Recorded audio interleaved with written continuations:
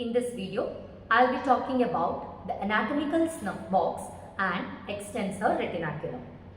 The anatomical snuff box is a triangular depression on the radial side of the wrist and becomes visible when the thumb is fully extended. The boundaries of anatomical snuff box are laterally the tendons of abductor pollicis longus and extensor pollicis brevis. Medially, the tendon of extensor pollicis longus. The roof of the snuff box is formed by the skin and the fascia. Beginning of cephalic vein lies on the roof. The superficial branch of radial nerve, it crosses the roof at this point. The floor of the box is formed by the styloid process of radius, scaphoid and base of the first metacarpal bone. The content of anatomical snuff box is the radial artery which runs close to the floor of the snuff box. Extensor retinaculum. It is an oblique fibrous band that is derived from the deep fascia and stretches across the dorsal surface of the wrist to retain the extensor tendons in position. Attachments.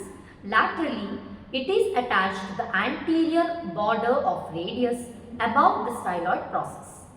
Medially, the fibers slope downwards and medially and are attached to the pisiform and triquetral bone.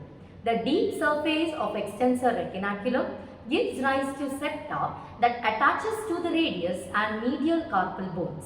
Thus, there are 6 osseofacial compartments for the passage of 9 tendons. From lateral to medial side, structures in each compartment are: in the first compartment, we have abductor pollicis longus and extensor pollicis brevis tendon. These two tendons lie in a groove on the lateral surface of distal end of radius. In the next compartment, extensor carpi radialis longus and brevis.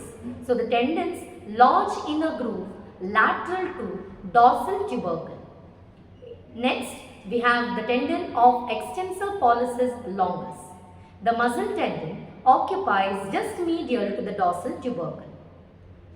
4 tendons of extensor digitorum and extensor indicis lie medial to the extensor pollicis longus tendon, where it lodges in a shallow groove of radius. Tendon of extensor digiti minimi lies just behind the inferior radio-ulnar joint, whereas the tendon of extensor carpi ulnaris lodges in a groove between the ulnar head and the styloid process.